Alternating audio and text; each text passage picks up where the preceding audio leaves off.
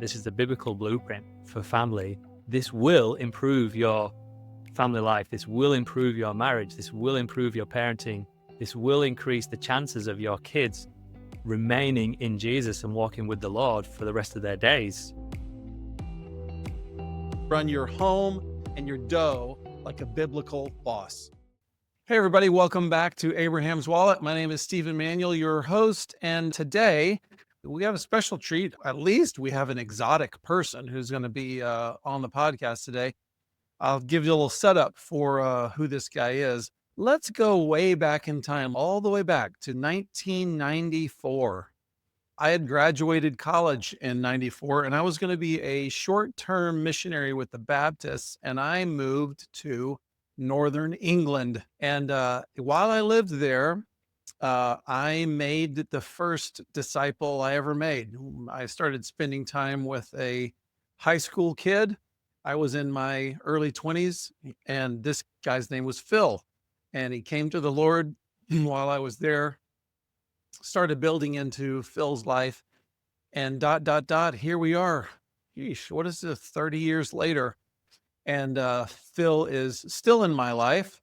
And he's actually in town in Cincinnati for a little bit. Now that he's here, I thought you would benefit from a conversation with Phil. He's going to tell us a couple of fantastic things that he's doing in his home to raise an Abrahamic family on mission. One of the tips you're going to hear is he's going to talk about the effectiveness of having regular daddy-daughter dates and how it has tied heartstrings between him and his specifically teenage daughter. And he's also going to talk to us about the fact that having a strong family identity has in his family been saving for his children. So without further ado, here's a conversation between me and my dear old friend, Phil Rawnsley. Phil, here you are all the way from across the world. How are you doing? How's your sleep going? Yeah, well, I've been here for a couple of weeks, and I reckon I've just about adjusted to the time zone here. Plenty of afternoon naps to stay on top of sleep. But Yes. And then I'm about to head back in a couple of days, so it'll all start again with my adjustment back to the Australian time zone. But I've survived pretty well, and being around people energizes you as well. So yeah.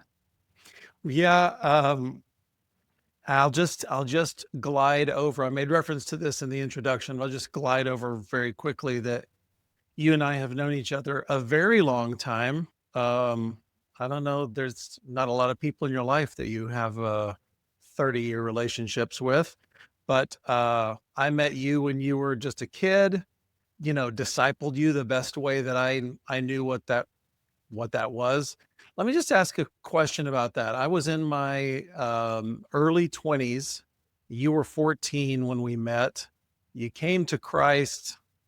We started spending time together. What would you say were the best / most effective things that I did? And happy for you to tell on me and say that was not helpful. You certainly know more now about how to make a disciple than I did when I was spending time with you. So I'd love any of your thoughts on that subject. Yeah, well, I'm thinking back to the morning that I rang you, and I rang you to say, and this is in 1996, March of 96, I'm 15 years old, and I ring you to say, hey, guess what, Steve? I just became a Christian. And you're like, this is awesome. I'm coming straight over. And you came over to the house, and you kind of said, right, this is what's going to happen. You and another guy who you don't really know, a guy called Mark, you guys are going to go, this is what's going to happen. And so you outlined, you're going to come over every week to your house. At the time, we're going to learn how to read the Bible together. You're going to teach us how to pray, how to give our testimony, how to memorize scripture, how to prepare a teaching, and how to bring a teaching with cross-references, and then how to preach. And by the way, I'm also going to give you 3 10-year-old boys to disciple. And this is like not just day one, this is minute one. And you sort of outlined the discipleship program, as it were. And I remember thinking, to some extent, this is normal, right? This must be what Christians do as like an Yeah. apprenticeship into the faith. Yeah. And the 3 10-year-old boys threw me a bit because I'm thinking, I've been a Christian for 1 minute and already, there's a sort of responsibility to invest in another life, in another younger life. But I remember you saying to me, look, you'll have enough in your locker to teach the mind of a 10-year-old. And so as you were teaching me, I was then teaching these 10-year-old boys. So there was a program element to it. There was there was a consistency. So every single week we were coming to your house. You'd given us reading plans. So we were in the Old Testament and the New Testament. We had a memory verse every week. We're constantly bringing teachings and we're discipling these 3 young boys. So we're starting to develop skills very early. Mm-hmm. And I think another aspect of it, which I found really beneficial, was just being around you. It's a bit like, with Jesus and the disciples. He wanted them with him, just traveling Right. with him, just seeing him in everyday life. And so I would often be driving in the car with you as you went various places, particularly if you had ministry appointments, if you had speaking arrangements. And you would quite often, just sort of put me on the spot and say, hey, Phil, what's that memory verse? Or, hey, you're up, give your testimony. And so I had to quickly develop, these skills sort of on the spot. And it was just a great training ground. The fact that we had regular, consistent time, with a sort of, I guess, a programmed element, but also just this time with you. I was really just watching you, how did you interact with people at the supermarket, at the grocery store? Yep. How were you when you were preaching at the church that I joined? And I just got to see you in all kinds of different spheres of life. And that was a huge impact because really you were my role model at that point. You Right. kind of became my father figure, even though my father was present. He was very much there in the house. He just wasn't a real hands-on guiding influence in my life. And so you kind of became that person for me for really 3 years. That's a great point. I'd like to touch on you talking about the with you. You're referring to Mark something that says he called these men to be with him and to preach the gospel. And I think sometimes men think I'll have an influence on this 8th grade boy that I find because I'm the official chaperone at the church for the boys' study group. But that, I don't know, 90 minutes that you spend with him where it's like, this is official Bible study time, that doesn't impact a kid the same way as getting under your roof, seeing the way that you are with your children, seeing how you are with your wife, talking through decisions that you make. Those kind of not flashy moments that might not seem spiritual, they actually help somebody put together a worldview for how they are going to live their lives. So I just think it's a very important thing to say to any man who wants to produce spiritual children, that those guys have got to get around your Sabbath table. They've got, invite them over at 4:00 and let them help prepare dinner. And I always remember Carl Nyquist in Scotland always used to do this with me, is that we'd have dinner or whatever. And then he would say, it's time to clean up now. Could you vacuum up the living room? Yeah, sure.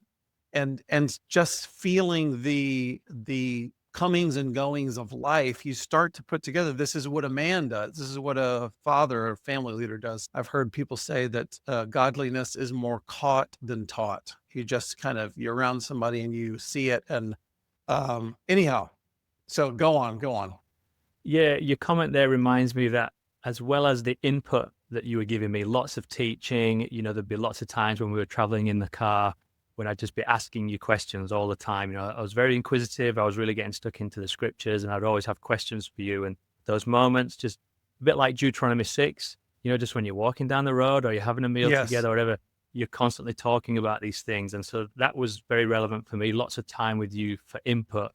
But I think what helped me then become a disciple maker was the fact that you were instilling in me skills to replicate. So the fact that we did have those 10-year-old boys, suddenly we had to digest what you were saying and then make that presentable and go, how do I train the mind of a 10-year-old in this? And I remember me and Mark, we preached after 6 months. Like the end of that year in 1986, you had us preach in an evening service at the church that we were at.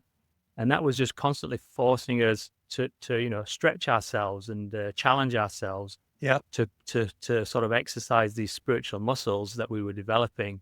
And so it wasn't just sort of absorbing the information and almost becoming spiritually fat, as it were, but exercising these skills and then becoming more effective in what we were doing. So that all of that package produced in me something that I could replicate, and it set me on a trajectory that I've not really veered from. I've always then invested in other guys, particularly younger guys, in terms of this discipleship that I experienced because of what was modeled for me.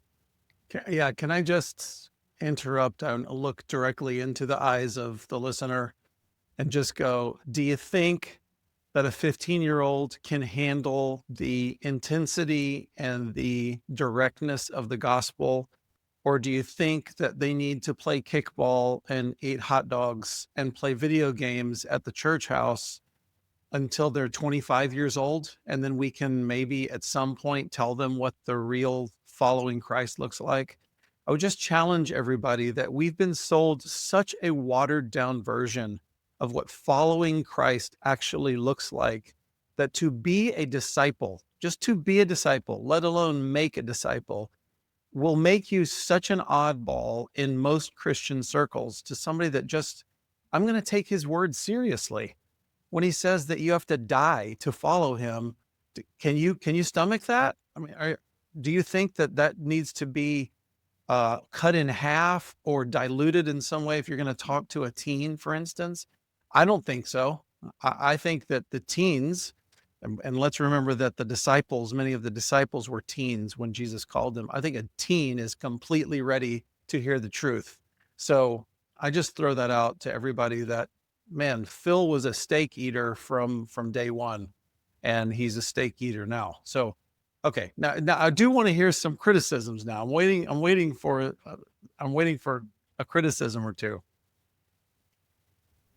Well, I mean, those that know you, Steve, would say you're a straight shooter, Mm, and you don't hold back. And that's what I liked about you. But I remember at times it would infuriate me because, mm, it's like I'm trying my best here, but he's criticizing me, and like you set a high bar. It was yeah, high challenge, high bar, but I have to say high support. And at times, it's hard to hear criticism, especially as a young guy. You're trying to impress your coach or your mentor sure. type figure. And so I think that was hard at times. That the expectation, I probably thought at the time, was too high. But to be honest, it's one of those things where as a parent now, you kind of go, well, that's really part of the role of a father, isn't it? That Mm, we are there to set those goals and to challenge, which is probably something that comes more natural to dads than it does to mums. Mums are yes. more specializing in empathy and support, whereas the guy's probably more high challenge. And so, you've got to have a balance to that. The Bible talks about not exasperating your children. And so I guess that was the bit that probably I wrestled with at times, thinking, you were a bit pushy or a bit harsh. But I understood where you were coming from, and there was a strong relationship there. So there was a context within which you were doing it. Yeah. Was that a new thing in your life to have somebody getting up in your face like that? Would that be unusual? Yes and no. Like, no, in the sense of I was an elite sports player, so I played at a high level in soccer, and so I was used to coaches. Yeah, and I played for a lot of coaches, but some of them would be really harsh with you. Like they were very much using the rod. Other coaches you played for, it was an arm around the shoulder, and it was like Mm, try and give them confidence. So I was used to that, but I don't think I was used to someone looking right into my life and saying, "That's wrong. What you're doing there, that's just blatant sin." mm, And so suddenly, it's not just about my sports performance. This is someone commenting on my yeah, character or my yeah, behavior, and that can be hard to take when you're not used of to it. Yeah, course. because I never experienced that at home. So Yeah, yeah, of that was course. new. Yeah. I would like to make an editorial here to people listening again, which is, I think that being direct, I think there's a place for it. And I think that making a disciple uh, calls for it. We all have blind spots, and to care about somebody is to tell them, you actually, I always say, you've got poison in your mouth. in this area. You might not know it. You might go, that's just my personality. This is what my family's like, et cetera, et cetera. But I got to tell you, you got poison in your life. This thing's got to go if you want to grow up. And I have to chase that with, you cannot use that kind of language unless there is an environment of such dedicated love that I'm not going anywhere. This isn't a threat. I'm not telling you, you so offend me, I'm about to get out of your life. So you got to correct this thing or I'm out. It's that I'm in for the long haul. I'm going to be your brother till the end. And I've also got to shoot you straight. And if you don't have those two things together, then it's unfair. You're making demands of people that your relationship doesn't validate that demand. So I think that's where the scripture comes from, certainly saying that fathers, you can't exasperate your children. You've got to lay such a foundation of love, not just love, but I think I enjoy my children. I accept them all the way. We have fun together. We are increasingly, as they age, we're buddies. That's not my primary role, to be their buddy, but it is my job to tie heartstrings with them so that I can give them hard coaching at times. So I had to throw that. It's all a very tricky thing to manage. Yeah, well, you just reminded me of, I guess, my kids in the relationship I've had. Particularly, I've got two teenagers now. So I've got three girls. Leah's 14, Emmy's 13, and Anna's 8. And I remember about 18 months ago. I know they're listening to this, so hi, girls. Yeah. Hi, girls. I remember with Leah, she's I think she turned 13, and it was one of these kind of moments where I'm thinking, wow, we're into the teens now, and it's not going to be too long before potentially, she goes off to college or whatever, and I start noticing a shift in the relationship, because she's going through puberty, and she seemed to be sort of closer to mum and was able to talk with mum about these particular issues, and there's a bit of distance created with myself. And it felt like all I was doing was just making withdrawals. If you think about this kind of banking analogy, yes, hey, stop doing that. That's not appropriate. Just withdrawal. And I start thinking, I'm not making many deposits here. I'm not making, this positive contribution. And so that's when I started doing these daddy-daughter dates with my daughters. So each month, so Leah would be the first Saturday, Emmy would be the second Saturday, and Anna would be the third, and then me and Lozzie, my wife, we go out on a date on the fourth Saturday.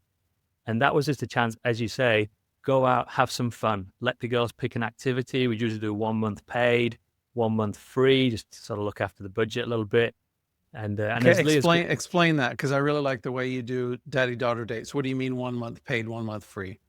So let's say it's the first Saturday in the month, and this month is going to be a paid month. I'll say to Leah, all right, this is a paid month, so you can choose a paid activity. And she'll go, cool, all right, well, I fancy going 10-pin bowling, or I want to go to a rock climbing wall, or just some paid activity. And that's perfectly fine. And then obviously the other month is non-paid. And so the next month she might choose to go for a bike ride or just go to the beach. We've got loads of beaches on the Central Coast of New South Wales. And sometimes she just wants to go and have a chat. She wants to go and get a bubble tea. I'll get my my protein smoothie, and we'll just sit and chat about life. And then another thing we added in was sort of like a discipleship piece as well, which is a program that I adapted from something I experienced as a kid, and I adapted the resource so that I would do a study each month. So I would give Leah the chapter in advance. She would work through this kind of worksheet, which is kind of like, look up these Bible verses, write down what they mean, and then we'll come together on our daddy-daughter day. We'll have some fun doing whatever we're doing, and at some point we'll get the study out and we'll compare notes. Hey, what did you get for that one? What did you get for that one? And we'll just work through that together. And those daddy-daughter dates have been an absolute game changer for me in terms of that relationship. That quality time that they all seek, right? We did the love languages test with our three girls, and the top answer was the same for all of them. Quality time is what they want with their dad. And so that has been one of the top three things I reckon that has transformed my relationship with them, which has just put us back on a level where there's good communication again. There's that good balance. You can make the criticism because it's now within a context of a stronger relationship, and so there isn't the blow-ups that we were Yes. used to seeing, 18 months ago. So yeah, that's been significant. So when you do these daddy-daughter dates, this is like a Saturday afternoon that you're doing this? We do it on a Saturday morning usually. Morning. Yeah, we normally go out kind of mid morning, and maybe get like a morning tea and then do the activity up until lunch. Okay. Yeah. It's really good. I like the rhythm that you have, and I like that you incorporate. It's not just fun. You're also incorporating. We're going to do some actual. We're going to compare our lives to the scriptures. Let's talk Mm. about God's word together. It's great. You have done so many shrewd and wise things in the way that you're building your family. That's one of the reasons I wanted to do an episode with you, because you are like so many of our listeners. You are effectively out on an island, not just a big island that is its own continent, but you're on an island where you have said that you look around for other Abrahamic family leaders. You don't find any. You find church Mm. guys, and that when you try to press on them about there's a much higher calling than showing up at the church house once a week, and they're sort of like, I don't know, I'm getting a passing grade at the church house, so what are you asking of me here? So you find yourself pulling alone, um, going, I don't really have any support. I'll just let you tell this story, that you somehow, I don't know whether we had texted or emailed or something at some point, like in 2019, you found Abraham's Wallet and you felt like you had a new lifeline or a new perspective or something. Tell us about that. Yeah, I think you must have, messaged out somehow to your contacts, telling them about this new podcast. And so up until that point, we would go long periods without being in communication. And Yeah. so I didn't really have access to your life for many, many years. But I remember when that podcast came out, 2019, Abraham's Wallet, suddenly I had, access into your life again, just what you were thinking, like what you were doing in terms of, family life and rhythms. And then so I start hearing things for the first time, like, are you going away on an annual marriage, summit retreat Right. to talk through things like 5 capitals? Do you have a family vision statement? Do you have family values? Are you observing the Sabbath? Do you have a family team meeting? And the answer to all these questions is no. I haven't even Yeah. thought about them. To be honest, it hadn't even crossed my mind. I mean, yeah, the Sabbath had, because you see it in the scriptures, but isn't that just a Jewish thing? Like, isn't that that's an Old Testament thing? We're done with that, aren't Right. we? Right. So it was sort of that red pill moment to go, these are new concepts, but not just that you've created. All you're doing is you're looking back at the ancient wisdom and going, well, this is God's blueprint, isn't it?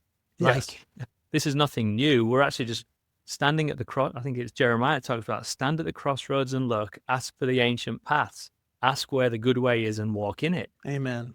And so that's what I was starting to hear. And I'm like, wow, how have I not heard this? Like, at this point, I've been a Christian for, 15 years or so, in fact, longer. And I've never heard it. And so that was a revelation to me. And so me and Loz, we started with the marriage retreat weekend. So we got the PDF from Abe's Wallet, and we just worked through it. And it was on our anniversary weekend. We always do a getaway in July, and we go to the same place every year. So we thought, let's bring the PDF document and we'll work through it. And to be honest, it took us ages the first time through because it was all brand Yeah. new. But we came away from that first weekend with a little bit of a plan. Okay, we worked on 5 capitals in particular. Okay, we've got to focus now in those 5 areas. Let's see how it goes. And that was really the start of this journey. Mhm. And then slowly but surely we've added, rhythms and routines to our week and to our year, which have got us in a place now where I feel like we're stronger than we've ever been as a family unit. I feel we've got a very strong, family identity. And I feel like the girls really feel that sense of identity as well. There's that saying that where family identity is strong, peer pressure is weak. But where family identity is weak, peer pressure is strong. And I feel like we've seen that switch in the girls in the last couple of years in particular, as we've grown, me and Lozzie have grown in this space, and then we've sort of taught them. We're in a very different spot now. We were traveling okay. Like back in the day, we got married in 2008 and we had our first child in 2011. I would have always said family is very important to me. It's my first ministry. And so I want to prioritize it and I'll do my best. But I had that mindset that come, age 18 or 21, whenever it is, they'll just springboard out of the nest and all the best, girls, like I wish you well type thing. Our job is over now. And then suddenly, we're introduced to this multi-generational Abrahamic sort of mindset, which transformed my role. Suddenly I saw myself as a coach of a team. And that just switched my thinking completely. So that was the turning point. Yeah, 2019. And you have, just to drop this in, you have started listening to Jeremy Pryor as well. Is that right? That's right. Around that same time. Would you? And I want to be sensitive to the fact that your family might hear this, but would you be comfortable telling us the transformation that you told me about with regards to Emmy? Yes. It was only a few weeks ago. We were having our Shabbat dinner. We do ours on a Saturday night into Sunday. I forgive you. Thank you. Yeah, for those that are listening to do a Saturday night, I think it's okay. I think Paul says in Colossians, we can't judge anyone on the Sabbath routine, so it's all good. That's right. But yeah, we start the Shabbat dinner and we light the candle, and then we have this share time where it's kind of like, hey, what's God been teaching you? And, what have you been reading? And then if it's a birthday that week, then we'll sort of focus on that person and we'll really, do encouragements and things like that. So this one was around Emmy's birthday, which is in September. And so we were focusing on Emmy. We were just, sharing encouragements. And then she just launched into this sort of, I guess, somewhat of a confession or a share that in grade 5, she had been severely bullied at school. It was a public school that she was in at the time. And we knew that this group of girls weren't great for her and that she was struggling a bit. But she just shared that at that point, she completely lost her confidence and lost her sense of identity. Before that, she was very confident. She was very, very feminine, like in terms of how she dressed, and she was doing ballet and very creative and was just, still is just a beautiful, like kind person. And we noticed that she just started going in her shell and she was losing confidence. She changed her outfit completely, just went completely almost tomboy, like just always wearing, sports outfits, shorts and t-shirt, dropped ballet, started playing soccer, which, to be honest, I love soccer, so I'm sort of okay with that. And so we saw this big change, and she never really said too more than just, look, the girls are being mean at school, and that was about it. And then when she kind of went on with her share, she said, but now, she's in such a better place because, and she was thanking me and Mum, saying, thank you for the journey we've been on, in particular in the last 2 years, where we've given them this strong sense of identity, because she was saying that even at home, she was feeling like she was lost. She was maybe getting in trouble. She didn't really know what her place was at home. And she even said, and this broke my heart, that she was even despairing of life itself. And we were just crushed hearing this. We couldn't believe that she was carrying this. But for her, and through tears, she's saying that she just felt so grateful that she had sort of almost refound her identity as a daughter.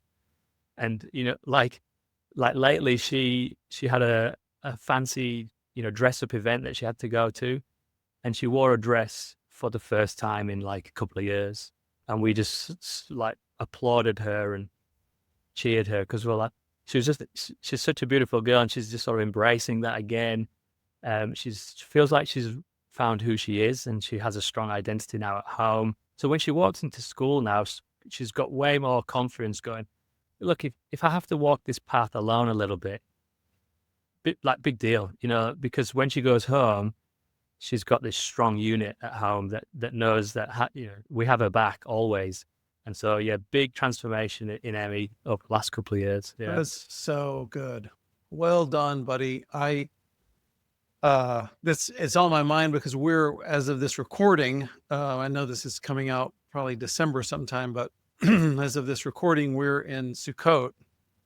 Let me just pause there and say, as we near the end of this year, if you don't have a goal summit on your calendar, you need to do that. You need to make that happen.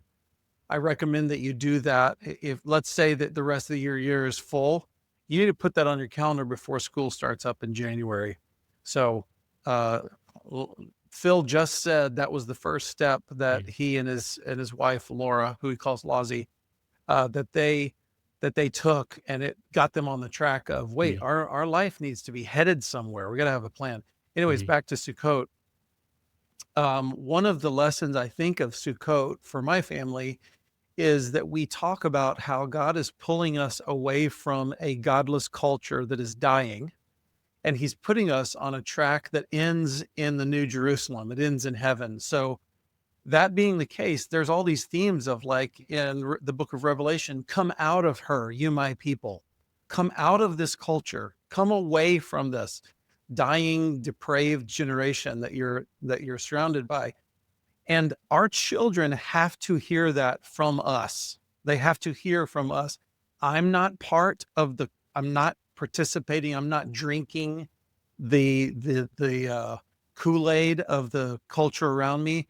Just because a big record comes out and everybody's talking about, there's a new movie coming out, we don't participate in that just because the culture is celebrating something. And one thing that we do at Sukkot is we kind of like, we get out of our sukkah, we look around and go, do you see any neighbors that are building sukkahs? No. We're kind of unusual family here on the block, aren't we? Yes. Bingo, kid, we're an unusual family. Just get used to the fact that the road that you're walking down with this family isn't the road that other people are choosing. You're going to be unusual.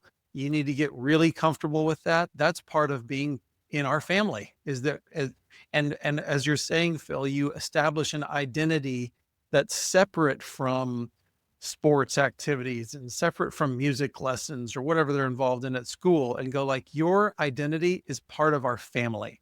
That's your identity as a child. And our family, and dads, you get to declare this. Our family, we're a God-seeking family.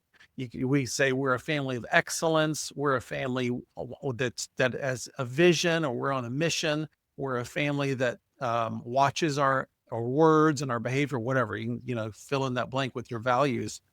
But declaring that identity as a family, I'm just hearing Phil say here that I'm hearing you say that it saves the soul of your children. That's what I hear. And I don't think that's overstating it, because otherwise, if you don't give them an identity at home, you're tossing them out to the world to be discipled by the world. And you're just going, please don't kill my kid in the short term. They will be killed in the long term, but you're just going like, I want it to go good for the next 30 years until I can get some grandkids out of the deal, or whatever you want out of it, instead of going, no.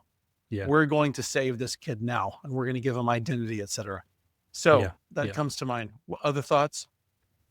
Yeah, you reminded me of that verse, where there is no vision, that the people perish. Right? Correct. You need to be aiming for something. Like, we need to have a picture of what is the good life, and I think for the girls now, they're hearing every week they're hearing, I guess, the Rawnsley mantras of so for example, we developed a family vision statement. Probably, I think we did a Zoom call with you. You helped walk us through what a vision statement might be, thinking about mine and Loz's spiritual gifts, what we're passionate about. And we landed on that the Rawnsleys follow God's vision for family and give it away through teaching and hospitality. That's a killer vision statement.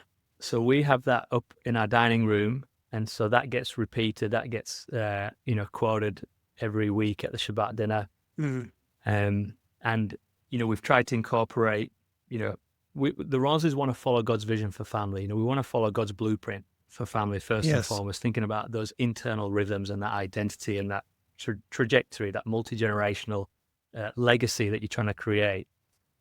And then second to that, we're trying to give it away. Like, we're trying to bless others with that. And the two things that we feel that God has equipped us with, myself teaching and Lozzie hospitality. And so that really brings out, I guess, some of the uniqueness to the Rawnsleys. And so the girls are hearing that.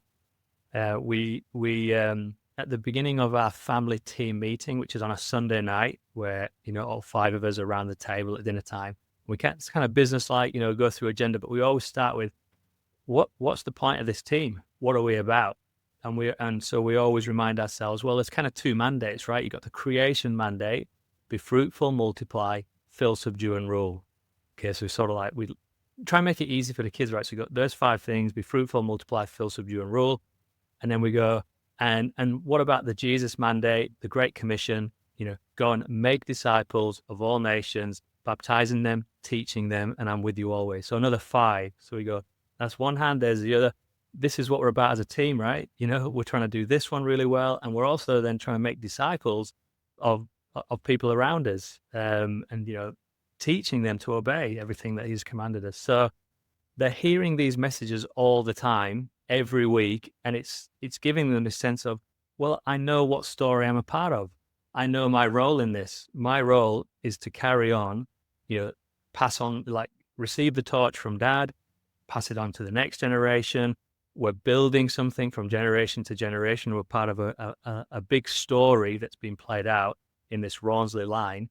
And then they're not now just thinking of individuals, where, well, no one tells me what to do. I'll just figure out my own identity. I'll do whatever I want to do. Well, no, you already have an identity. You're a child of God, but you are also a Rawnsley, and this is the legacy that we are playing out. And the girls are like they're up for it, yeah, I'm in. This is a great story. I want to be a part of it. And then it's funny when the girls have conversations with their peers at school, and they're at a Christian school, right? So well, that's a good start. But when you have these conversations, they had one recently. They came home saying, "Oh, Dad, we were talking about, what do people want to be when they're older?" And they're saying, we said, "Oh, we, first and foremost, we want to be wives and mothers." And you can see the other kids go, "Yeah, but what do you actually want to be? What's the important thing that you want to be? What's your career going to be?" And then the conversation went on to, well, how many kids would you want to have? And they were shocked that quite a number of the girls said, we don't want any kids. And then a bunch said maybe 1, 2 at the most. And when my girls said, oh, probably 5, maybe more, it was just like, don't, that's absolute jaw-dropping moment, almost as if that's reckless. That's a silly answer, And so, I'm not prompting them to say that necessarily. I didn't give them the number 5. You got to aim for that. That's just what they're coming up with, to go, we want to have kids early and often, and that's what we're aiming for. I know that life doesn't always follow as we would hope, but you got to set out with good intentions, and prepare them for what is likely going to be on their plate, which is, being a wife and a mother. And so we're preparing them for that.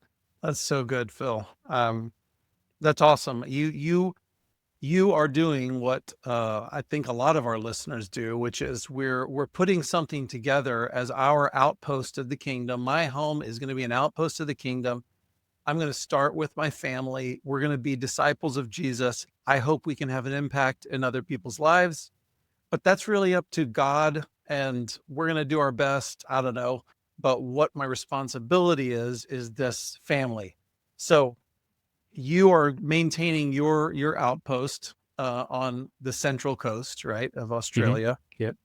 And you, just to fill in the blanks for people a little bit, I knew you in England. You moved to Scotland, married a Scottish girl, and then you guys together decided, we've got to get out of the rainy UK, and we're going to go where it's sunny. And you moved to Australia. Yeah.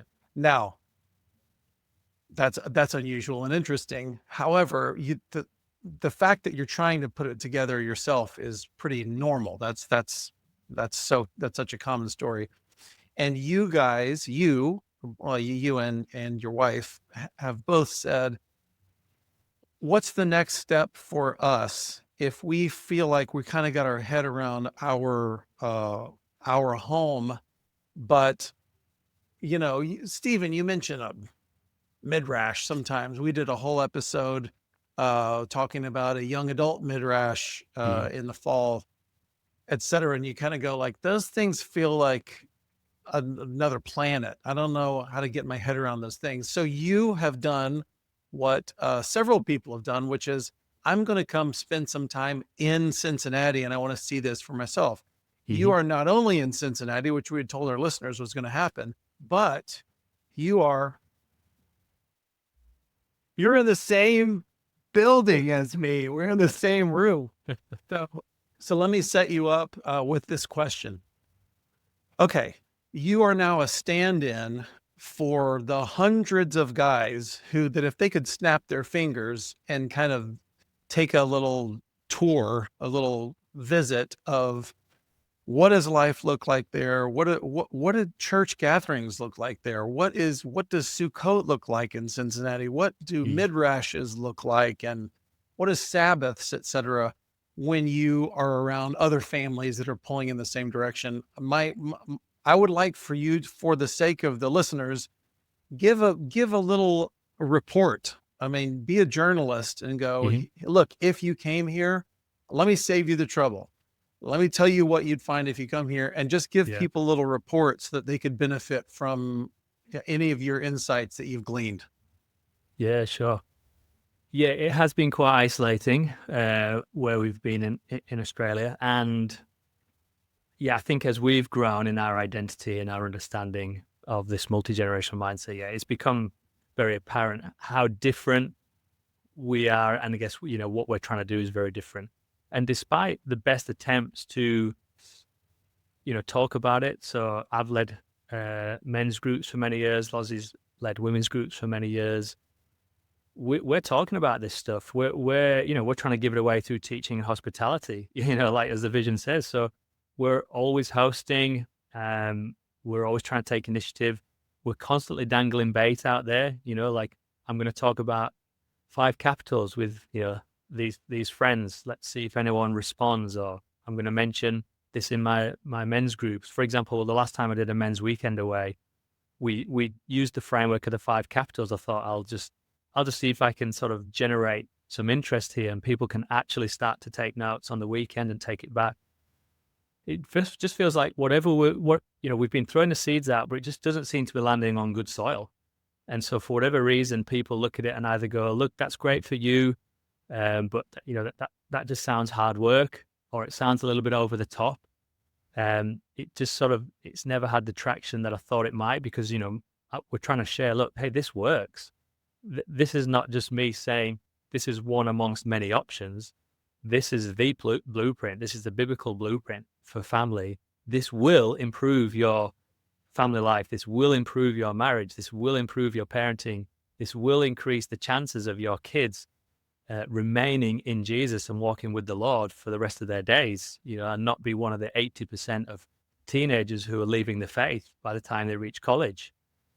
But whatever tactic we use, for some reason, it's just not getting the traction. And so, you know, inevitably, you're not getting that sharpening. You're not getting that as iron sharpens iron, so one man sharpens another. You're not getting that encouragement. You're not getting that inspiration. You're always the one who's pulling. You're always the one at the front who's dragging. And so then I thought, well, it would be lovely to see you, because I haven't seen you in over 20 years face to face, and it would also be lovely to just come and see what I'm hearing about. What I'm hearing about on the Abe's Wallet podcast, what I'm hearing about the Family Teams podcast, and just come and see it and see what it's all about. And so I've seen the various different things. I've seen various midrashes around the city. I've seen the yams. I've seen 3 now on Thursday nights. I've visited some house churches, some sort of corporate services. And I think the overall themes that I've been struck by is how simplistic some of the programs are. Like when I'm glad. you turn up to a midrash, and there's a facilitator who says, "All right, we're going to read these 2 chapters," and we maybe go around the table and everyone reads 3 or 4 verses each, and then it's the floor is open and guys talk, and you go, well, that doesn't sound very difficult to pull off. Like Yes.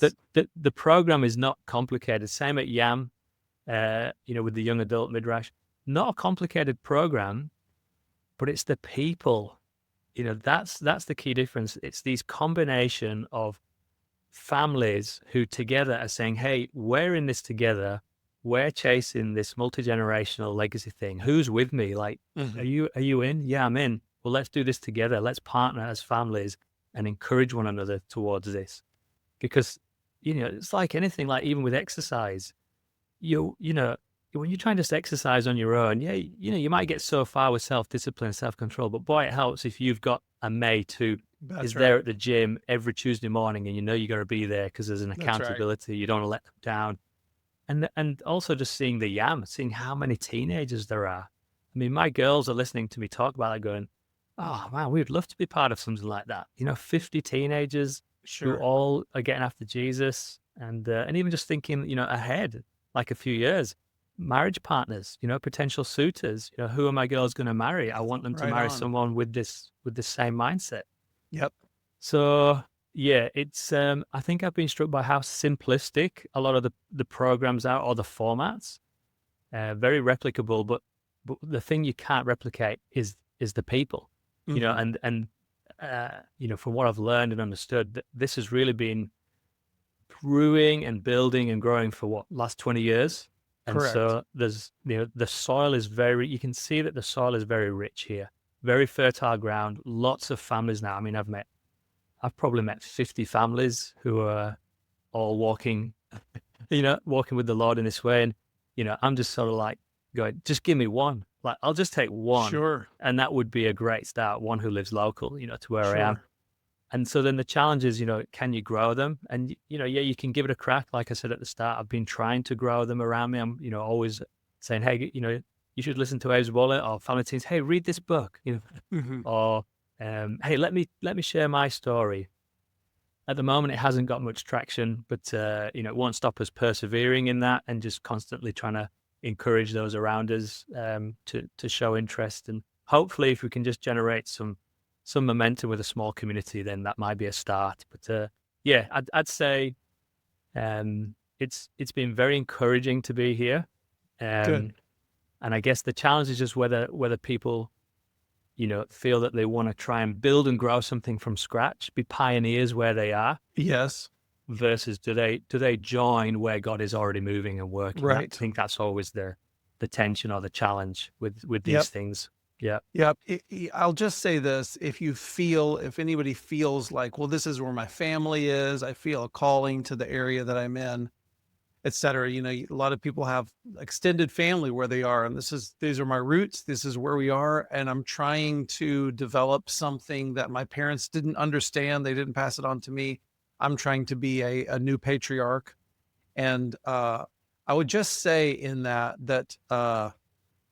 what comes to mind is there's a verse that said that it's Proverbs 11:25. He who refreshes others will himself be refreshed. And I make a disciple differently now than I did when I first met Phil because I didn't understand the importance of this story and multi generational family and all that stuff. I didn't know that. I just know let's follow Jesus, read our Bibles and follow Jesus and try to deal with the sin in our lives. So I would now make a disciple, and I do, and I'm spending time with even single guys, and I'm telling them, you're going to be married, you're going to produce children, and you're going to be developing the kind of family that God is looking for. Um, you're going in time. I've been on the receiving end. I've been doing this long enough that now I actually have peers beside me and their children beside me, and they're disciples that I made. And Mm. I'm seeing that verse come to pass.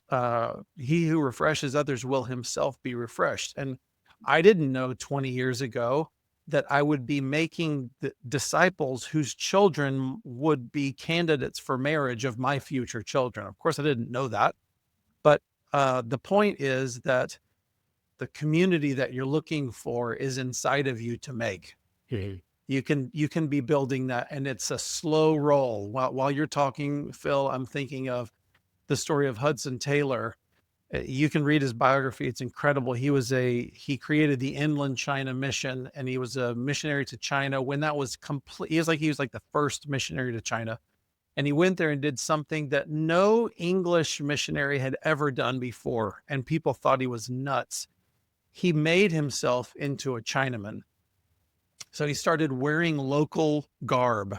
He wasn't trying to import his Englishness. He didn't create an English chapel. What he did was he became what these people are. He learned their language, and his first convert was 9 years after he had turned up in China. I just can't imagine the dedication of this guy. And my point is that if you feel called to an area and God's called you there, yes, you're going to be faithful with your family. Yes, your family is going to be strange in the area that you are, and you are going to till the soil around you faithfully. And what you're going to turn into God on your report card is, God, I was faithful. I tried. I wanted to try to produce a disciple that I could make that would look like you. And I think that's the best that any of us can do, is like, I wanted to be faithful, Lord, and I gave it a shot. So I would say to you, Phil, if God calls you to stay in Australia for the next 20 years, then you're not allowed, I'm sorry, you're not allowed to become discouraged because you haven't produced the kind of disciple that you hope for yet. You just got to keep going. We're not supposed to be discouraged. We're supposed to go, okay, Lord, everything that's happened in the past, maybe it didn't turn out the way that I hoped. I release that to you. I want you to receive that as worship. I did that for you. Now let's open a new page. God, show me my Timothy. Who's the man that you want me to build into? Maybe it's a kid that's 15 years old, and it's not somebody that's 30 with kids, and you get to build his entire worldview out of nothing. Who knows? But anyways, I'm going to wrap her up, and I just want to say I'm very grateful for your faithfulness over the years, Phil, when you didn't have encouragement around you, and I'm very grateful for you to give people the benefit of your experience and what your life is like. Anything else that you just got to get out of, or you're going to explode? No, I agree. That stewardship principle is very important, isn't it? That you see throughout the Bible, that you've got to be faithful with what God has allotted to you, the people and the resources that He has entrusted to you. You've just got to be faithful with what you've got, and then God, obviously, He often then entrusts you with more things. That's the biblical principle. Right. But you've got to be faithful in the little things first. And yeah, I was thinking about, what's been my takeaways from my visit here. And I think I've got to reiterate is, for example, when I've visited Shabbat dinners, no two Shabbat dinners have looked the same. Yep. And it's not this sort of high bar that guys might think where you go, well, oh, that just sounds so hard because you've got to memorize all these scriptures and all this liturgy. And it's very fluid, and there's a lot of grace here. But the key thing is just getting around the table every week, hopefully with a multi-generational family, and, just creating that weekly rhythm is a win to start with. And then, you might develop it in time. We started with just the day trying to look different. And then I remember, I think we added lighting a candle at the start, and then I started adding some of the language around, Abraham and his story, as the father of the faith. And then we added in communion, just slowly, but just starting with a simple rhythm, even seeing Sukkot this week, and just seeing the rhythms around that. Again, not unachievable. I think that's the key thing. Guys need to look in and go, these things are not beyond you. You are more than capable of creating these rhythms, and just starting simple, start somewhere, and then just in time, just grow it. Be faithful in the small things, then just grow it. And then before you know it, after a few years, you'll have created some rhythms that feel dead easy, and you'll be on your way. And, that me seeing Sukkot, that's been part of the encouragement of being here. I've looked at this week and gone, yeah, I reckon next year I'm going to do that with my family. We've not done that one yet. We've been looking at these biblical festivals, and suddenly we've come here and seen, Feast of Trumpets, Yom Kippur, Sukkot. And these are all things where you go, oh, look at the way that you can use these as an immersive experience with your family to remember what God has done in the past, and also to remember Jesus, and also what's coming in the future. That's where we're at. in our kind of journey as a family. And so we're going to pick up some of these next year and run with these. So yeah, it's been very encouraging to be here and to see the rhythms of what is going on here. But I think everyone needs to be encouraged. You can definitely do this where you are, and just be bold and be faithful with what you've got, and just invest, weekly in these rhythms, and your family will be transformed. That's excellent, Phil. So everybody piggyback on Phil Rawnsley from Australia, and just do what he did, which is run your home and your dough like a biblical boss. See you next time.